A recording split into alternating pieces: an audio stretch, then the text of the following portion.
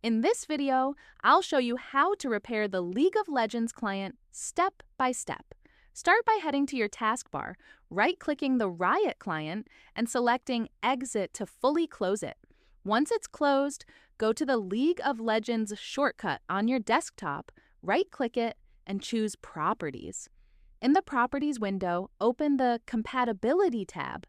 Here, check the box for Run this program in compatibility mode for, and select Windows 8 from the dropdown. Also, make sure Disable Full Screen Optimizations and Run this program as administrator are both enabled. Click Apply, then OK to save your changes. Now, try launching the Riot client again, log back into League of Legends, and see if the issue is fixed. If it's still not working, open the Riot client, log into your account, click your profile icon in the top right corner, and go to Settings. From the left-hand menu, select League of Legends, then scroll down and click the Repair button. Hit Start Repair and wait while the client scans and fixes any broken files automatically. Once it's done, click OK, and that's it. Your League of Legends client should now be repaired. If this helped, drop a comment below, and I'll see you in the next video.